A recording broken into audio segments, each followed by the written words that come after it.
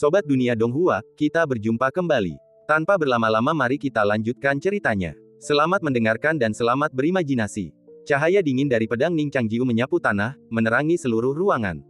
Sosoknya yang berpakaian polos berdiri di balik lapisan cahaya yang terselubung, seolah-olah berada di dalam gua es dan salju. Cahaya itu terpantul dan terbiaskan, membentuk bayangan di pakaian putihnya. Berdiri di aula yang gelap, ia merasa seperti mimpi. Di kakinya, di atas ubin, tak tertembus di alam istana ungu, beberapa bekas pedang tipis berwarna keputihan muncul. Liu Siwan menatapnya dengan ekspresi rumit. Ia melirik jubahnya yang tergeletak di tanah, lalu kelekuk tubuhnya. Meskipun pakaian ketatnya nyaman untuk bertarung, pakaian itu dipaksakan oleh kakak perempuannya, seolah-olah untuk membuatnya sadar akan jenis kelaminnya. Oleh karena itu, Liu Siwan biasanya menutupi dirinya rapat-rapat dengan jubahnya, sebuah gerakan yang ia rasa semakin mahir setelah melihat Ning Changjiu. Tanpa diduga, setelah pertukaran pukulan pertama, jubahnya robek ke tanah. Seperti yang dikatakan Ning Changjiu, hasilnya masih belum pasti. Ia hanya kehilangan satu jurus kecil, dan masih banyak keahlian berpedangnya yang belum ia tunjukkan. Kehilangan jubahnya terasa seperti ditelanjangi. Meskipun orang itu tidak melihatnya, rona merah samar muncul di pipinya yang seputih salju. Saya seorang pria berpakaian seperti wanita. Liu Siwan menjelaskan dengan alasan yang samar. Ning Changjiu berkata tanpa daya, saya tahu, Tuan Sitian. Liu Siwan menarik napas dalam-dalam dan berkata, ilmu berpedang Anda telah meningkat pesat, melampaui ekspektasi awal saya. Sangat bagus. Ning Changjiu akhirnya menoleh, tatapannya perlahan jatuh ke wajahnya, lalu melirik tubuhnya dengan ringan. Gadis itu awalnya terbuat dari perak suci, dan tubuhnya memang cantik alami. Pinggang ramping di balik pakaian ketatnya sangat menarik perhatian. Hanya dengan melihatnya, lekuk tubuhnya yang berliku-liku itu seolah mengandung keindahan elastis yang luar biasa. Ning Changjiu berkata dengan tenang, Anda juga telah melampaui ekspektasi saya. Liu Siwan merasa ia menemukan sesuatu. Ia berdiri tegak, pedang di tangan, rambut pendeknya berkibar tertiup angin. Getaran lembut bilah pedang itu mengirimkan aliran udara putih yang berputar-putar menjadi jejak asap. Jangan berpura-pura tenang di hadapanku. Aku tahu cara kerja batinmu lebih dari siapapun. Liu Siwan menatap wajah tenangnya dan ingin sekali menghancurkannya dengan kukunya. Ning Changjiu tersenyum dan berkata, karena ada pepatah, kenali dirimu dan musuhmu, maka kau dapat bertarung dalam 100 pertempuran tanpa kekalahan, maka kupikir Tuan Liu penuh percaya diri. Liu Siwan memejamkan mata sejenak, merenungkan serangan Ning Changjiu baru-baru ini. Ia membukanya, matanya tampak lebih cerah, dan berkata, seranglah sekuat tenaga. Jangan biarkan aku jatuh. Ning Changjiu perlahan mengangkat pedangnya, ujungnya mengarah ke Liu Siwan. Ia mendesah, tidakkah kau mengerti? Saat ini, kau tidak sedang menguji kekuatanku, tetapi akulah yang menguji kekuatanmu. Sambil berbicara, Ning Changjiu memutar bilah pedangnya. Angin kencang berhembus dari jubah dan lengan bajunya, mengembun menjadi naga bersisik putih yang berputar-putar di sekelilingnya. Dengungan pedangnya bergema bagai auman naga-naga kuno. Di atas Liu Siwan, kehampaan tiba-tiba pecah, guntur menggelegar. Gadis itu mendongak, pupil matanya sedikit mengecil. Di luar sekte roh kuno, pengunjung terus berdatangan hari ini. Para pengunjung ini berasal dari sekte-sekte afiliasi yang dekat dengan sekte roh kuno, menawarkan kekuatan mereka masing-masing. Sejak bencana sekte roh kuno, banyak sekte afiliasinya yang lebih besar menjadi tidak puas. Meskipun sekte roh kuno telah memerintahkan untuk merebut kembali kekuasaannya, tidak ada tanggapan, dan sebagian besar memilih untuk menunggu dan melihat. Baru setelah Siming melancarkan serangan cepat dan dahsyat, menusuk seorang pemimpin yang berusaha mengumpulkan pasukannya sendiri dan merebut kekuasaan dari sekte roh kuno di tebing guntur, dan kemudian dengan santai menghancurkan aula utama sekte sebagai peringatan bagi yang lain, orang-orang akhirnya menyadari kekejaman pemimpin baru itu. Mereka ketakutan, tidak berani bertindak gegabah lagi. Sebuah tirai putih besar tergantung di Istana Sembilan Neter, memisahkan mereka yang telah menawarkan otoritas mereka dari Ning Xiaoling. Mereka yang datang untuk melepaskan kekuasaan mereka memasuki istana dengan ketakutan, dan di atas tirai mereka melihat sosok penguasa dunia bawah yang legendaris, seekor rubah yang begitu besar hingga hampir memenuhi seluruh aula. 9 ekornya berputar-putar seperti nyala api dunia bawah yang berkelap-kelip, menakutkan bahkan melalui tirai. Mereka bahkan tak berani meliriknya. Jadi, inilah penguasa dunia bawah yang dipercaya. Legenda mengatakan bahwa penguasa dunia bawah adalah seekor ular berbulu, tetapi bagaimana mungkin ini adalah rubah surgawi berekor 9. Namun, rubah surgawi berekor 9 ini begitu besar, ia pasti telah berkultivasi selama bertahun-tahun yang tak terhitung jumlahnya. Jika ia dapat menyalakan kembali persembahan dupa dunia bawah, yang telah padam selama 1000 tahun, mungkin itu juga akan menjadi kesempatan bagi mereka untuk naik ke surga. Perwakilan dari sekte-sekte besar menyerahkan kekuasaan mereka satu per satu. Siming berdiri di depan tirai, terbungkus jubah dewa dan topeng rubah. Pupil matanya, yang terlihat. Di balik topeng, sedingin es. Dalam pikiran mereka, wanita berjubah hitam ini mirip dengan dewa pembunuh.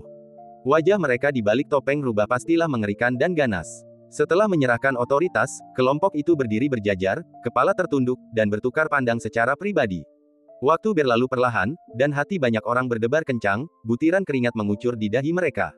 Raja Agung Dunia Bawah, ini adalah sisa-sisa mahkota Anda. Silakan periksa. Siming dengan lembut mengangkat tangannya dan melemparkan otoritas di tangannya. Pecahan-pecahan itu, seperti biji dandelion, terbang melintasi tirai tinggi dan melayang menuju bayangan gelap di belakang. Wanita yang tampak seperti pembunuh itu tampak sangat hormat kepada rubah suci di balik tirai. Rubah suci itu mengambil pecahan kekuatan itu. Bayangan besar itu mengirimkan gelombang ketakutan ke dalam hati semua orang. Setelah menunggu lama, rubah suci itu perlahan berkata, ini peninggalan dari dunia bawah. Mereka tidak menipuku. Siming mengangguk pelan, lalu berbalik ke arah kerumunan dan berkata, Raja Dunia Bawah menghargai kejujuran kalian. Semuanya, silakan kembali. Semua orang merasa lega, tetapi mereka menahan keinginan untuk berbalik dan pergi. Satu persatu, mereka membungkuk kepada Siming dan berpamitan, tidak terburu-buru pergi sampai mereka tiba di luar aula. Setelah semua orang pergi, Istana Sembilan Neter kembali tenang dan damai. Di balik bayangan rubah raksasa di tirai, desahan lega terpancar dari gadis muda itu. Siming melambaikan tangannya pelan, dan tirai pun tertutup, bayangan rubah yang menjulang tinggi itu lenyap, menampakkan rubah muda di baliknya. Seekor rubah kecil berwarna merah putih duduk di kursi. Ia menatap wanita bertopeng rubah itu dengan patuh, berkedip, wajahnya tanpa martabat. Siming bertanya, bagaimana rasanya menjadi dewa? Ning Xiaoling berpikir sejenak dan berkata, pasti terlihat megah dari luar, tetapi jika mereka tahu ada rubah sekecil itu bersembunyi di baliknya, mereka mungkin akan menertawakanku sampai mati. Siming berkata dengan tenang, kau hanya perlu membiasakan diri beberapa kali lagi. Kau harus meyakinkan dirimu sendiri bahwa kaulah rubah langit ekor 9 yang gigih, salah satu makhluk tertinggi di dunia iblis. Selama kau sendiri percaya, mengapa khawatir orang lain tidak percaya? Lagi pula, kau punya adikmu untuk membantumu. Ning Xiaoling menundukkan kepalanya dan berkata dengan lemah, terima kasih, kakak Siming, karena selalu membantuku. Siming melepas topengnya, memperlihatkan wajahnya yang menawan. Ia menaiki tangga dan duduk di samping Ning Xiaoling. Ning Xiaoling mengerti dan langsung melompat ke bahunya, melingkarkan tubuhnya yang lentur di lehernya. Manis sekali, Siming tersenyum lembut sambil mengelus ekor rubah itu. Ning Xiaoling, yang tahu bagaimana menilai situasi, segera menarik kembali cakarnya yang tajam dan meletakkan telapak tangannya di bahu Siming, memijatnya dengan lembut. Siming kini menjadi pengganggu paling kuat di tempat itu, sosok yang tak seorang pun berani menantangnya.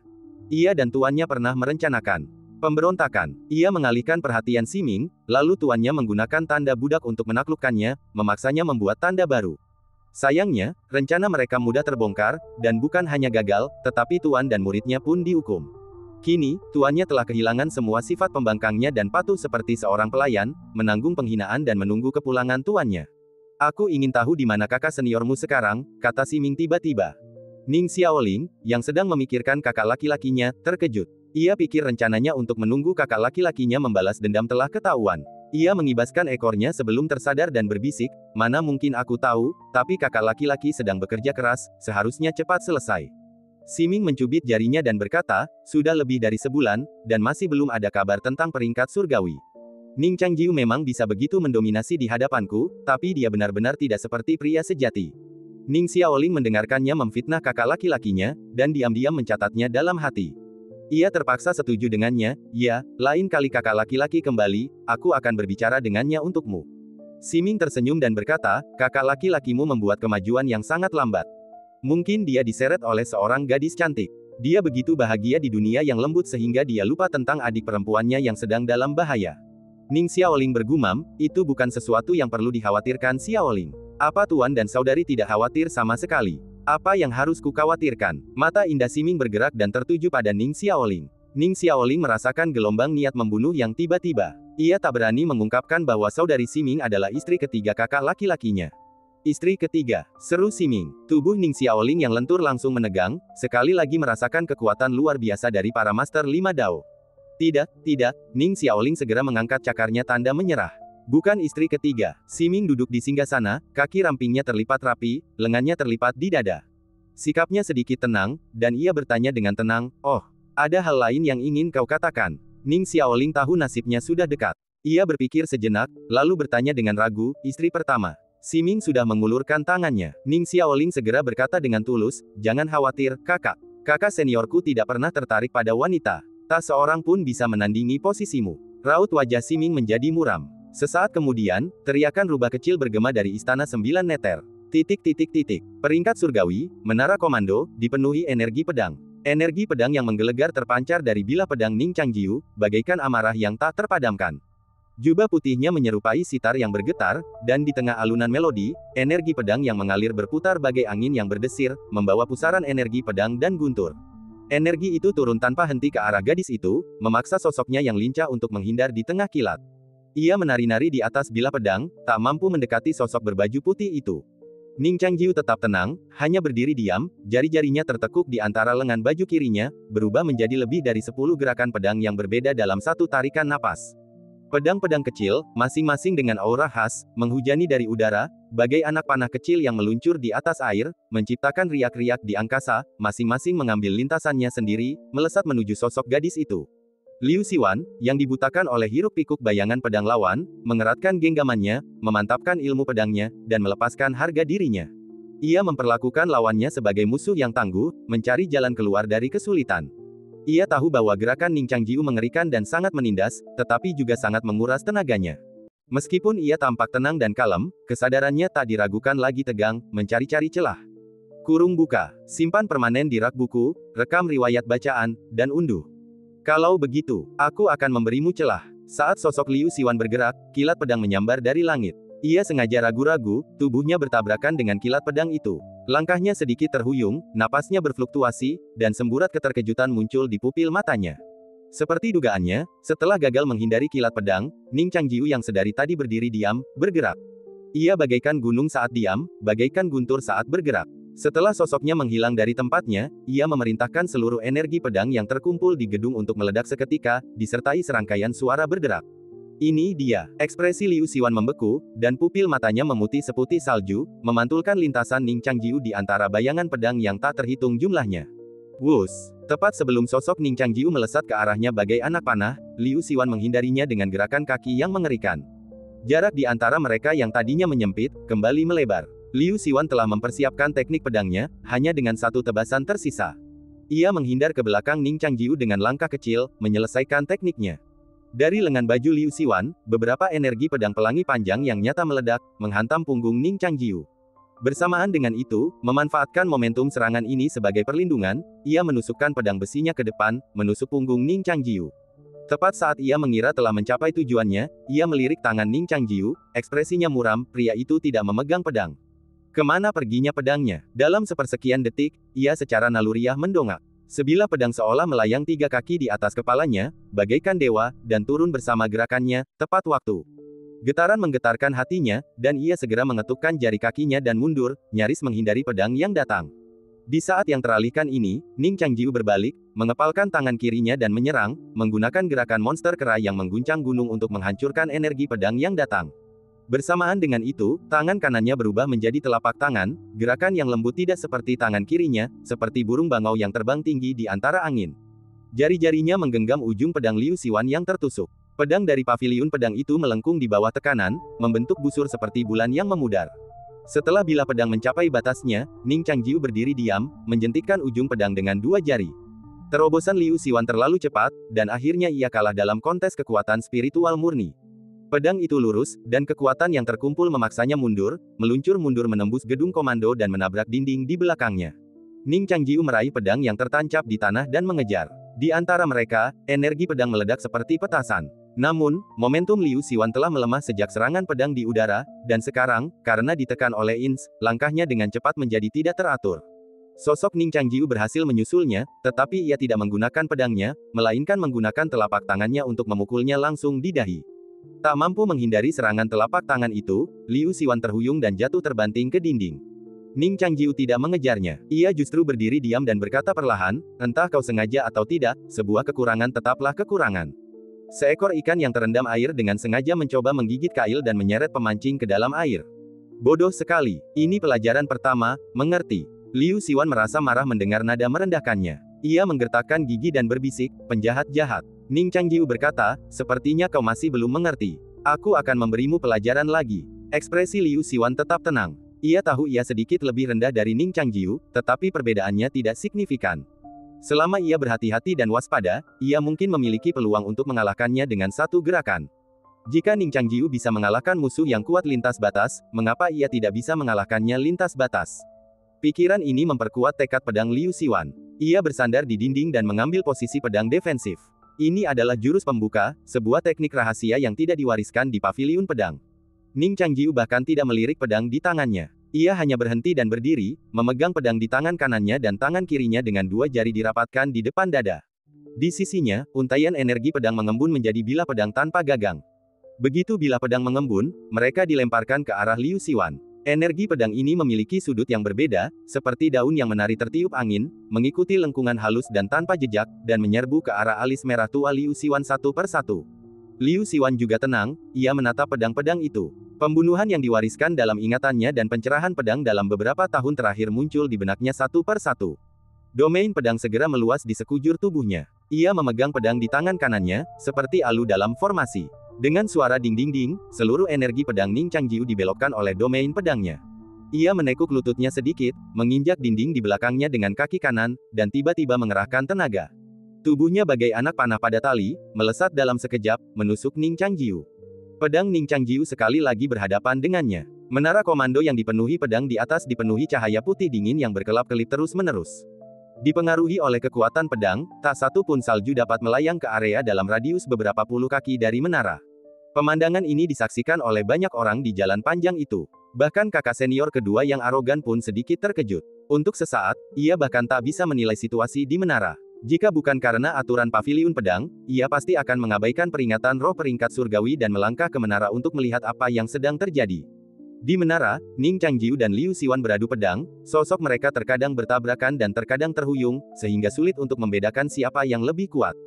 Sosok mereka bergerak semakin cepat, bahkan bayangan yang terus-menerus pun tereduksi menjadi garis-garis yang mengalir.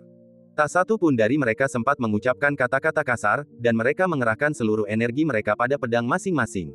Liu Xiwan mengayunkan pedangnya sekuat tenaga, menyapu abis aura pedang yang telah berulang kali ditekan sebelumnya. Dalam cahaya pedang yang kedap udara, sosoknya secepat kilat, dan ia bahkan sedikit lebih kuat dari Ning Changjiu. Ning Changjiu tetap diam, menyegel dan menangkis pedangnya, sambil menjepit jari-jarinya di lengan bajunya, meniru teknik pedang Yujian Tianzong.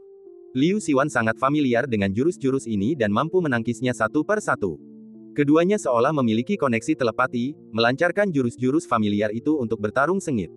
Dalam jurus pedang diam-diam keduanya, pedang Liu Xiwan tiba-tiba berhenti menyapu, dan berbalik mengangkatnya, menusuk dada Ning Changjiu. Ning Changjiu mengulurkan tangannya, sekali lagi menyambut bilah pedang dengan tangan kosong, menjepit jari-jarinya di ujung pedang lawan. Namun kali ini berbeda dari sebelumnya, Liu Xiwan berada di atas angin. Ia memutar gagang pedang, menekan jari-jari Ning Changjiu, dan menusukkan pedang ganas itu ke bahunya. Ning Changjiu terpaksa mundur lagi. Liu Xiwan terus maju, memanfaatkan kemenangan, dan mengerahkan seluruh tenaganya. Kemudian sosok Ning Changjiu menghilang seperti hantu. Pedangnya meleset, dan ia tersandung, hampir jatuh lagi. Sosok Ning Changjiu terpantul di pedang Liu Xiwan. Ia kemudian menghilang ke dalam pantulan pedang seperti bulan di cermin, dan muncul di tempat yang sama setelah pedangnya meleset. Pada saat ini, tempat yang sama sudah berada di belakang Liu Xiwan. Liu Xiwan akhirnya merasakan bagaimana rasanya menjadi lawan Ning Changjiu. Meskipun ia tahu Ning Changjiu akan menggunakan jurus seperti itu, ia tetap terkejut. Dari mana ia belajar jurus-jurus licik ini? Setelah pedangnya meleset, Liu Xiwan berharap Ning Changjiu akan memanfaatkan kemenangan dan segera berbalik dan menggunakan pedang untuk memprediksi jurus pedangnya. Namun Ning Changjiu sudah tidak ada di belakangnya. Hembusan angin melewati matanya. Bahu Liu Xiwan tiba-tiba merosot. Tangan Ning Changjiu sudah berada di bahunya, kelima jarinya bertaut, menekan bahu gadis itu. Dengan dorongan kuat, ia membuat gadis roh pedang itu berlutut.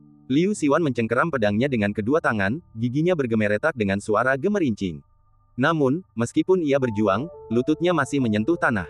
Kelemahanku bukanlah kelemahan, melainkan jebakan. Ini pelajaran kedua, kata Ning Changjiu dengan tenang. Ketika Ning Changjiu menjelaskan pelajaran pertama, Liu Xiwan telah merenungkan arti kata-katanya, tetapi sekarang ia menyadari bahwa Ning Changjiu hanya mempermalukannya. Ia tidak terlalu peduli dengan reputasi paviliun pedang. Lagi pula, ia baru menjadi anggota selama 6 bulan, jadi bagaimana mungkin ia memiliki rasa memiliki yang begitu kuat. Ia hanya sedikit takut pada kakak senior kedua, lagi pula, ia belum bisa mengalahkannya. Tapi ia tidak ingin kalah dari Ning Changjiu. Ia ingin membuktikan dirinya lebih unggul darinya, lebih dingin dari air. Ia ingin membuktikan kekuatannya, bukan diceramahi seperti anak kecil. Ning Changjiu merasakan dampak telapak tangannya, dan niat membunuh gadis itu tiba-tiba melonjak. Inilah pedang yang selalu ingin kutunjukkan padamu. Gadis itu tiba-tiba mengulurkan tangan dan menggenggam pedang itu dengan kuat. Bilahnya mengiris telapak tangannya, dan tetesan darah mengalir di sela-sela jarinya. Di bawahnya, tampak seolah-olah matahari yang terik terbit dari gunung timur, perlahan melayang di udara, menerangi pegunungan dengan cahaya yang cemerlang. Inilah kitab suci pedang amanat surgawi. Ning Changjiu tak percaya bahwa inilah aura yang ditampilkan oleh pedang pembunuh dari kitab suci pedang amanat surgawi, tetapi gerakan pedang yang sangat familiar itu jelas mengikuti lintasan kitab suci pedang. Inilah kartu truf sejati roh pedang, fondasi jalan agungnya. Setelah menjadi seorang master, setelah setengah tahun merenung, ia telah mengubah pedang ini melampaui penampilannya. Gadis itu tidak menggenggam gagang pedang. Meskipun pedang di tangannya adalah pedang yang terkenal, bagaimana mungkin pedang itu bisa dibandingkan dengan miliknya sendiri? Dialah pedang paling tak tertandingi di dunia. Saat itu, hati Liu Xiwan tercerahkan, dan hati pedangnya menjadi semakin terang, dan cahaya pelangi menelan langit. Ini adalah pertama kalinya dia menggunakan pedang ini, dan itu sangat berarti. Sosok Ning Changjiu melayang mundur, dan saat ia mundur, cahaya dan bayangan yang tak terhitung jumlahnya bersinar di sekelilingnya. Itu adalah metode Tao yang telah dipelajarinya sepanjang hidupnya, dan sekarang mereka muncul satu demi satu, masing-masing adalah cahaya yang cemerlang dan cemerlang.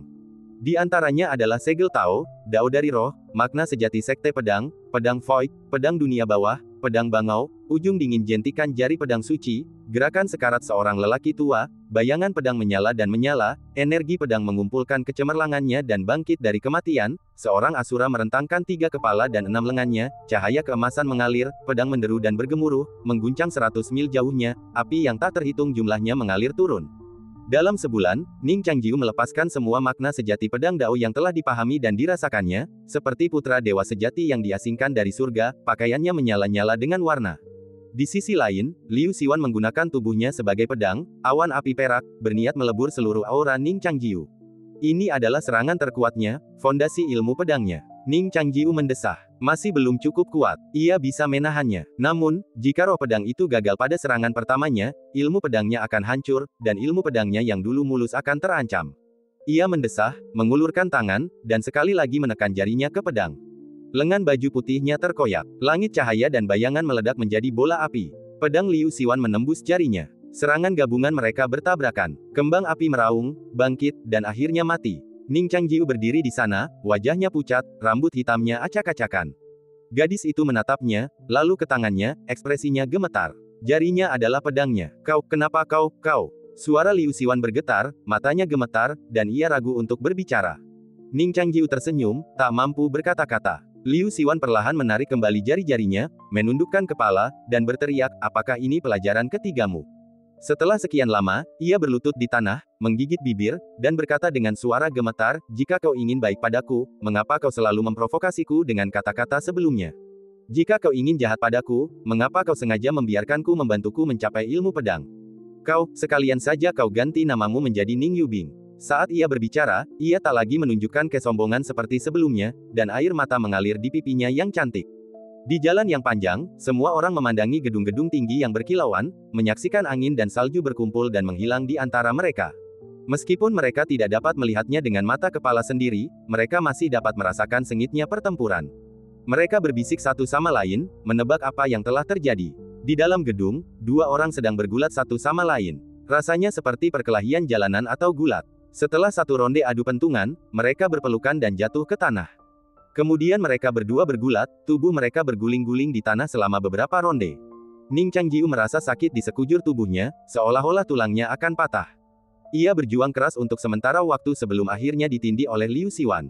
Kaki gadis itu ramping, dan garis-garis tubuhnya yang panjang menunjukkan sedikit kepenuhan di balik celana ketatnya. Ia menunggangi pinggang Ning Changjiu, memegang pinggangnya seperti perut kuda saat menunggang kuda. Ia menekan satu tangan ke tanah di samping wajahnya, dan dengan tangan lainnya, ia memegang pedang di lehernya, menatapnya lurus ke mata. Kakak senior kedua juga menatap ke tempat itu. Peringkat surgawi memiliki efek perisai yang unik, seperti dunia kecilnya sendiri. Kecuali jika ia mengaktifkan kekuatan magisnya melawan aturan, ia hanya bisa melihat sekilas menembus angin, salju, dan aura pedang seperti orang biasa. Bahkan ia pun tidak dapat memastikan hasil pertempuran. Sepertinya pemuda itu memang tidak lemah. Kakak senior kedua akhirnya memberikan konfirmasi. Xiao Qiyu berdiri di belakangnya, ekspresinya penuh hormat, tetapi kata-katanya sedikit menantang, dia sangat kuat. Jika kita bertemu dengannya di tempat lain, aku bahkan tidak akan percaya bahwa dia hanya berada di alam Istana Ungu. Peringkat surgawi memiliki aturannya sendiri. Mereka yang berada di alam 5 dao tidak diizinkan memasuki gedung. Jurang pemisah antara alam-alam agung adalah jurang yang tak terjembatani. Di bawah 5 jalan, bahkan yang terkuat pun hanya bisa mencapai batasnya. Kakak senior kedua sedikit kesal dengan kebimbangan yang berkepanjangan dalam pertempuran ini. Ia menepis pikiran tentang kekalahan kakak muda dan berkata dengan dingin, wilayahmu hanya lantai 8 Istana Ungu, jauh dari lantai 9. Bahkan di antara lantai 9, terdapat perbedaan yang sangat besar, begitu besar hingga bisa terasa luar biasa. Pemuda yang kau maksud mungkin sudah berada di puncak lantai 9. Xiao Qiyu mengangguk, tidak yakin dengan pernyataan itu. Jadi, Tuan kedua masih percaya bahwa Tuan 14 bisa menang? Tanya Xiao Qiyu. Kakak senior kedua dengan tenang menjawab, kakak muda 14 mewakili pedang Sang Pedang Suci, dan pedang Sang Pedang Suci tak terkalahkan. Hati Xiao Qiyu bergetar saat menyebut nama Sang Pedang Suci. Pikirannya yang kacau seharusnya sirna dengan nama itu, tetapi entah mengapa, pikiran-pikiran pemberontak di dalam dirinya membara bagai api yang tak terpadamkan, terus-menerus mencoba membakar baja pikirannya dan membumbung tinggi, ia memiliki kepercayaan diri yang nyaris tak sehat terhadap Zhang Jiu. Ia segera menahan ekspresinya, tak berani menunjukkan rasa tidak hormat sedikit pun terhadap paviliun pedang. Kakak senior kedua dapat merasakan emosinya, tetapi ia terlalu malas untuk mengatakan apapun. Saat ia berbicara, angin dan salju di atas mereda. Kakak senior kedua mengangkat sebelah alis sedikit. Semua orang di sekitarnya menoleh untuk menatapnya, dan salah satu dari mereka berani berbisik, Tuan kedua, menurutmu siapa yang menang? Kakak senior kedua terdiam lama, lalu berkata dengan tenang, kurasa adik juniorku telah menghajar anak itu hingga menangis. Di dalam gedung komando, dentingan pedang yang tak henti-hentinya perlahan mereda. Suara isak tangis gadis muda itu menembus, namun teredam oleh salju yang kembali berkumpul di luar. Wajah Ning Changjiu lebih pucat daripada pakaiannya. Ia bersandar di dinding, dua jarinya berdarah dan terluka. Ia mengaktifkan kekuatan waktu, memutar ulang waktu di jari-jarinya kembali ke saat sebelum ia menerima serangan pedang. Tangannya yang berlumuran darah kembali halus. Pada saat yang sama, kekuatan waktu mengalir perlahan ke dalam tubuhnya seperti aliran yang sunyi, mempercepat berlalunya waktu dan dengan cepat menyembuhkan luka-lukanya. Ia memegang pedangnya, bilahnya tergores dari benturan. Ia menatap gadis yang berlutut, terdiam. Liu Siwan meletakkan punggung tangan kirinya ke rambutnya yang kusut, menekan dahinya, meluncur ke bawah hidungnya, lalu menutupi mulut dan hidungnya dengan tangannya. Air mata mengalir tak terkendali dari matanya yang jernih. Tubuhnya gemetar karena isak tangis, pinggangnya yang ramping perlahan-lahan membungkuk, pakaiannya yang sudah ketat semakin menegang. Bahunya menyusut saat ia terisak. Tangannya yang lain mencengkeram pedang dengan erat, di pahanya, bilahnya sedikit miring, siap untuk mengiris celananya kapan saja. Ini pertama kalinya Liu Siwan menangis, dan ia tak mengerti mengapa ia harus menangis, tetapi emosinya meluap-luap, dan ia mendapati dirinya tak mampu mengendalikan pedangnya. Ia selalu berpikir ini begitu rapuh dan dibuat-buat, tetapi kini ia tak tahu apa yang ia lakukan. Mengapa berlutut? Mengapa menangis? Aku sudah menyelamatkannya berkali-kali, bukankah sudah sepantasnya ia mengembalikan pedang itu kepadaku? Tapi, aku hanya ingin menangis. Liu Siwan tak tahu kapan benih-benih emosi itu tertanam, mungkin saat ia melihatnya saat ia masuk, atau bahkan lebih awal. Tapi ia, tak pernah menganggap dirinya seorang gadis. Jelas ia ditipu oleh kakak perempuan kedua. Itu semua salah kakak perempuan kedua. Suasana hati gadis roh pedang itu naik turun. Ia merasa dipermalukan. Ia bisa saja menang sepenuhnya jika ia maju beberapa poin lagi. Ia memegang pedang, tetapi ia tak berdaya. Aku salah tentang ini. Liu Siwan berusaha sekuat tenaga untuk tenang dan berkata, seharusnya aku tidak menggunakan pedang itu.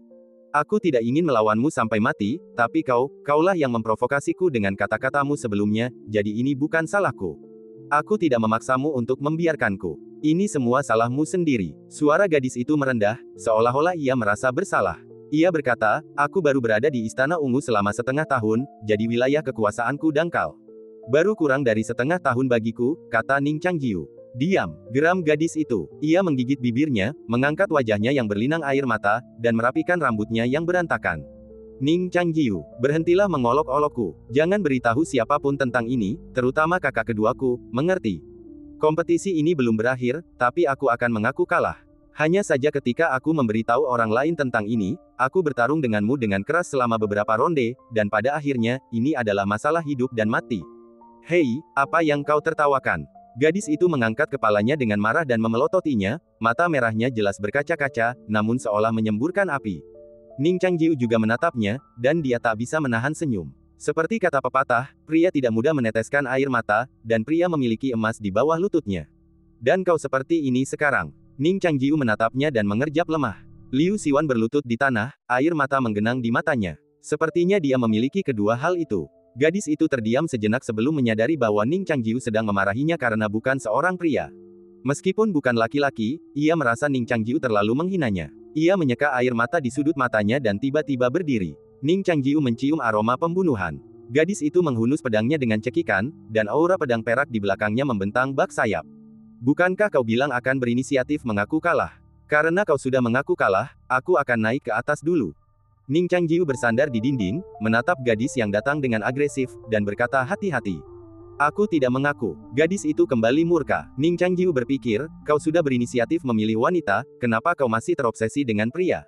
Aku hanya bicara santai. Dulu ia sombong, tapi sekarang ia merasa tubuhnya terluka, ia merasa tak punya modal untuk menggodanya begitu saja. Gadis itu pun bergegas menghampiri dengan air mata berlinang, seperti wanita yang memegang penggilas adonan, memegang pedang. Kau harus menepati janjimu. Tidak penting. Jangan kemari, kau tidak akan begitu tidak tahu berterima kasih, kan? Aku belajar ini darimu. Kau bilang kau akan mengenaliku. Aku tidak akan mengenalimu. Aku tidak akan mengenalimu. Aku tidak akan mengenali siapapun. Kompromi Ning Changjiu tidak berhasil, dan gadis itu bergegas menghampiri dengan marah. Ning Changjiu terjepit di tanah. Ia berbaring telentang, rambut hitamnya terurai, membiarkan Ning Changjiu menahannya. Ia tak bisa melawan, dan ia tak bisa melepaskan diri. Liu Siwan menatap wajah yang sudah lama hilang dan familiar ini, mengerucutkan bibirnya, dan merasakan campuran emosi. Inilah wajah yang hanya dilihat Ning Changjiu ketika ia bercermin. Ning Changjiu jarang bercermin, jadi ia pun jarang melihatnya. Takdir memang tak terduga. Kini ia telah meninggalkan tubuhnya dan menindih tubuh ini dengan begitu leluasa. Aku ingat saat itu, aku selalu berteriak-teriak ingin melihat bagaimana Cao Xiaoli tidur di malam hari. Apakah dirinya saat itu dan dirinya sekarang benar-benar orang yang sama? Ataukah setelah gendernya berubah, temperamennya pun akan berubah drastis tanpa disadari? Saat itu, ia selalu berteriak-teriak ingin melihatnya. Kini ia memiliki tubuh yang indah, tetapi ia tak pernah memiliki pikiran buruk tentang tubuh ini. Sungguh aneh. Ia menatap wajah Ning Changjiu, memikirkan banyak hal di masa lalu. Sejak roh itu lahir dari puncak Tianku tahun itu, bertahun-tahun telah berlalu dalam sekejap mata. Nona Liu, bisakah kau melepaskanku? Ning Changjiu menyandarkan kepalanya ke tanah, napasnya agak tersengal-sengal, dengan pedang di lehernya, ia tak berani bergerak. Liu Siwan mendengus dingin, menerima penjelasan wanita itu. Ia berkata dengan dingin, aku memilih seorang wanita tanpa alasan lain. Jangan membuat asosiasi yang tidak berdasar. Hanya saja ada teknik pedang di paviliun pedang yang hanya bisa dipraktikkan oleh wanita yang dikebiri atau sebagai wanita. Daripada menjadi kasim, lebih baik menjadi wanita. Ning Changjiu mendengarkan penjelasannya yang serius, mengangguk, dan berkata, kalau begitu, pria dan wanita tidak boleh saling menyentuh. Kau duluan saja. Liu Siwan tidak puas dengan pernyataan ini dan berkata, Ning Changjiu, jangan menghinaku dengan kata-katamu. Meskipun aku seorang wanita, aku berhati baja. Alis Ning Changjiu berkerut, dan semakin ia mendengarkan, semakin aneh rasanya. Ia merasa harus memperkenalkannya kepada Zhou Yu. Pinggangnya diremas oleh kaki ketat gadis itu, dan tubuhnya diremas dengan menyakitkan. Ia tersentak dan berkompromi, aku tahu. Bisakah kau turun dulu? Kalau tidak, simpan pedangmu dulu. Liu Siwan berkata, kompetisi kita belum berakhir. Ning Changjiu menghela napas, seharusnya aku tidak membiarkanmu menggunakan pedang itu. Liu Siwan berpikir sejenak dan berkata, ini juga pelajaran yang kuberikan padamu, jangan berbelas kasih pada lawanmu. Ning Changjiu memejamkan mata, kelelahan, berpikir, bagaimana mungkin pria yang tahu segalanya, yang sering menjawab pertanyaannya dan mengasah kemampuan pedangnya, bisa-bisanya dia menjadi sebodoh ini sekarang. Ini tidak masuk akal. Tinju kecil Liu Siwan sudah terayun ke bawah dan mengenai dadanya. Tentu saja, dia tidak berani menggunakan terlalu banyak kekuatan, dia hanya ingin menghukumnya dan menunjukkan betapa kuatnya dia. Tubuh Ning Changjiu terasa sakit, dia mengulurkan tangan untuk menangkis tinju Liu Siwan, tetapi Liu Siwan menahan tangannya. Ning Changjiu juga sedikit marah. Dia berkata, jangan tidak tahu berterima kasih. Aku melihatmu masih kecil sekarang, jadi aku akan membiarkanmu pergi. Jika aku benar-benar memukulmu, jangan menangis dan memohon ampun. Liu Siwan berkata, kenapa kau masih berkata kasar seperti itu? Kudengar Zhao Xianger juga memukulmu. Kenapa dipukuli istrimu sendiri tidak apa-apa, tapi dipukuli wanita lain tidak apa-apa? Kesabaran Ning Changjiu habis. Ia berkata, aku peringatkan kau untuk segera turun. Aku hitung sampai 3. Siapa yang kau coba takuti? Liu Siwan juga sedikit marah. Apa kau benar-benar berpikir kau gadis kecil? 3. Ning Changjiu mulai menghitung. Liu Siwan mencibir dan berkata, 2, 1. Jadi, aku sudah menghitung untukmu. Mana trikmu? Bagaimana? Ah! Sebelum gadis itu selesai berbicara, cahaya keemasan tiba-tiba bersinar di depan matanya. Ia mencoba menghindar, tetapi ia lengah dan sosoknya langsung tertelan cahaya terang itu. Boom! Pemandangan di depannya meledak, dan semua yang ada di pandangannya berubah. Liu Siwan mengangkat kepalanya, ekspresinya terkejut. Ia mendapati dirinya berada di dunia yang luas, dunia tempat matahari pernah meledak. Di dalam kehampaan yang tak terbatas, percikan-percikan raksasa bersinar bak ikan raksasa, menerangi seluruh ruang, naik turun. Cahayanya tidak menyilaukan, melainkan hanya kecerahan murni. Luasnya dunia terasa bagaikan simbol kuno yang luas, ditekan dari segala sisi oleh aliran cahaya yang tak berujung. Dalam kecerahan itu, Liu Siwan merasa seolah-olah jiwanya, bukan hanya pakaiannya, telah terlihat. Seharusnya kau tahu sesuatu tentang dunia ini sebelumnya, kan? Tanya Ning Changjiu. Pupil mata Liu Siwan sedikit mengecil. Gagak emas. Jenderal yang dikirim Ning Changjiu untuk menekannya saat ia membuat masalah di dalam tubuhnya adalah gagak emas. Kau selalu takut pada burungku. Sekarang kau di sini, apa kau masih takut? Ning Changjiu merasa benar-benar tenang. Di dunia yang hancur ini, ia adalah seorang semi-master. Meskipun ia tidak memiliki kekuatan magis seorang raja, kebaikan langit dan bumi terlihat jelas. Pada saat itu, cahaya dari percikan-percikan itu, yang membawa makna lembut, perlahan mengalir ke dalam tubuhnya, dan kulit pucatnya perlahan kembali hangat. Liu Siwan tentu saja takut. Ia memiliki rasa takut yang alami dan mendalam terhadap burung emas itu. Cahaya gagak emas memenuhi tubuhnya, entah menyebabkan rasa sakit atau perih. Ning Changjiu menggenggam ujung pedangnya dan perlahan menjauh. Tangan Liu Siwan gemetar, tak lagi mampu menandinginya. Aku menyerah, bisiknya, sambil melepaskan pedangnya. Ning Changjiu menatapnya dalam diam. Liu Siwan segera berkata, benarkah? Aku bersumpah tidak akan berbohong. Kau harus segera menyingkirkan gagak emas ini. Kalau tidak, jika hal seperti ini terlihat oleh orang lain, itu bisa sangat berbahaya bagimu. Ning Changjiu menjawab, tidak apa-apa. Peringkat surgawi memiliki efek perisai alami. Kita bisa tinggal di sini sebentar. Apa yang kau inginkan?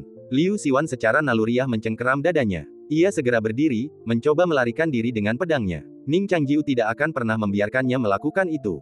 Gadis itu berbalik, mengetuk tanah dengan jari kakinya, dan mencoba pergi, tetapi Ning Changjiu sudah berdiri, tiba-tiba mengulurkan tangannya dan mencengkeram betisnya.